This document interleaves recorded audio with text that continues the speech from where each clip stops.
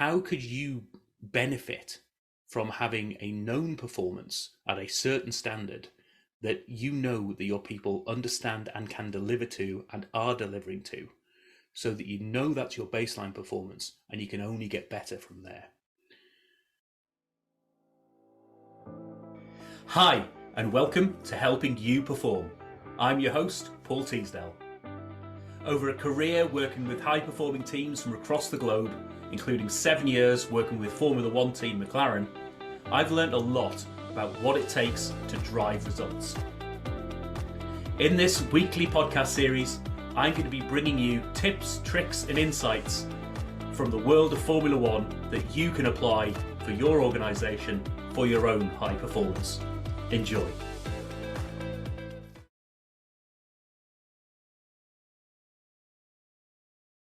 Hi, and welcome to another episode of the Helping You Perform podcast series, where I bring these tips, tricks and insights from the world of Formula One and other high-performing teams and help you to apply those lessons to accelerate your own performance.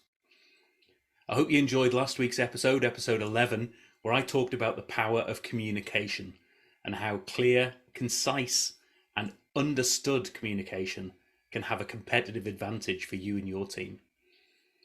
As always, if you've got any feedback for any of the previous episodes, please get in touch. I'd love to hear the value that you're getting out of them or any ways in which I can improve to help bring more value to you. In today's session, I want to talk about standardization.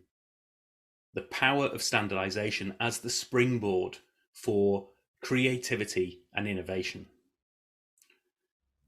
Now, if you think about the world of Formula One and that epitome of performance, I've talked about it on other episodes, the pit stop.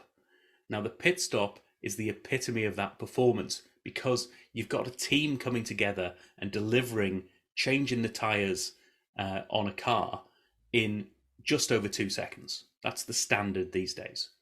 But you don't have to go back too far where the standard was sort of 7 or 8 seconds.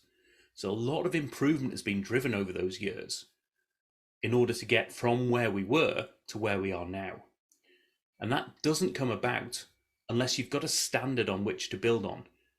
And if you don't have that standard, you might start dropping back to previous performances. And that's where I see a lot of organizations failing, is they get a new process, a new system in place, and they maybe get a little bit of performance advantage out of it, but they don't standardize the new ways of working, and people naturally fall back to what they've done previously. So getting the standards in place are as important, if not more important, than putting the improvements in place that go along with it as well. And as you put in those new improvements, you come up with a new solution that gets driven into the standards. So the standard isn't a static thing. The standard is just the current best way of doing things. And as soon as you come up with a new way of doing things that's better, and you prove that it's better for yourself, you might test it out and experiment. Once you're happy that's the best way of doing things now, then that becomes the new standard. So how you, first of all, derive those standards, how you then communicate and ensure those standards are being followed is a crucial part of your performance management as you go through in your organization. So just as an example, if you think about a car being changed and 4 tires on that car, you've got the left front, the left rear, the right rear. If one of those tires, let's say the left front, is currently performing at about 2 seconds on the dot, and that's what they can achieve and the best that they can do, but the right front is performing at 2.5 seconds, and maybe the 2 rear tires are performing about 2.2, 2.3 seconds, then you've got a lack of standardization in terms of the performance you're getting from each of those people. What that ultimately leads to is your car can't leave the pit, can't come back down on the floor and leave the pit lane until the slowest tire has achieved its job. So ultimately, the end-to-end time for that tire change is 2.5 seconds, because that's the longest that anyone's taking. So what can we learn and what can we bring in so that the standard becomes more of that 2-second mark, or even the 2.2, 2.3 second mark? Now, this is about understanding how do you go about addressing improvements and addressing performance differences between individuals or between teams. And all too often, the approach that I see, and the only approach that I see for some people, is they will focus on the poor performer or the poor performing team and say, why aren't you doing things better? See, they can do something better. You do something better right now. And they challenge them, and they put in all sorts of negativity around it. What I challenge people to do is go and say, right, that person who's achieving 2 seconds, what are they doing? How are they doing that?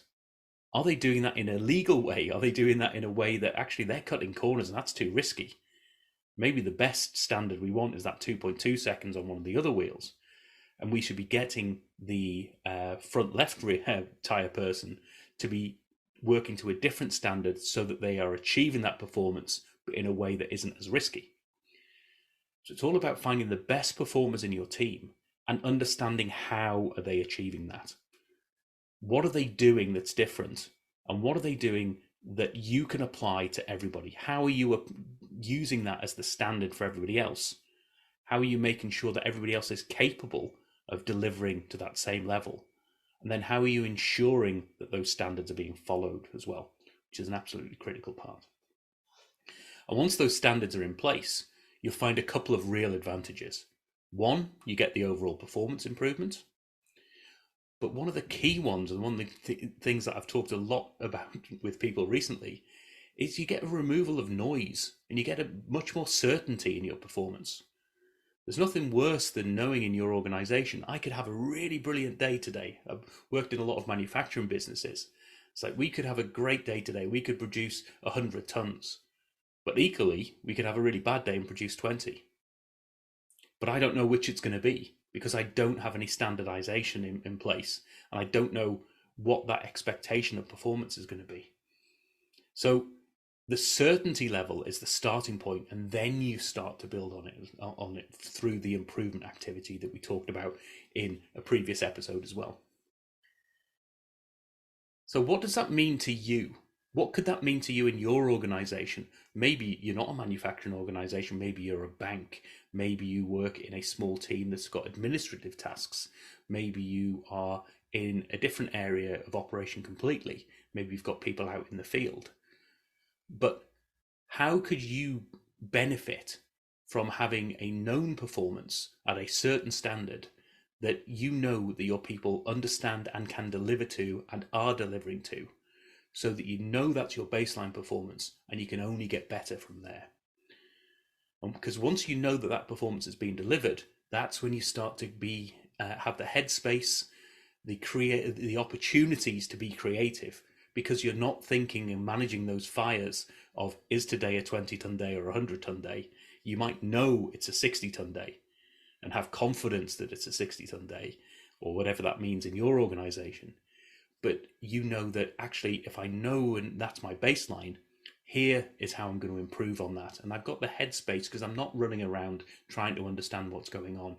I've got certainty in the noise that's happening in my organization. So I want you to have a think about your environment, maybe your team, maybe the tasks that you're doing.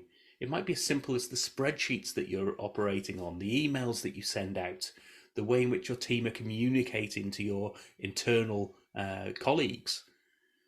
Is there a standard that's working really well? And what can you do to draw that out and to make sure it's spread across the rest of the team? It comes into its own in a lot of cases when you've got somebody who has to leave the organization for whatever reason. You might have somebody who's ill and you need a temporary piece. If you don't have standards, you've got to start from scratch, and people have to learn. Well, what are they going to learn from? It's the standards that they learn from and the way in which they those processes are documented, they're understood, so that's the standard to work from. You can only get better from there.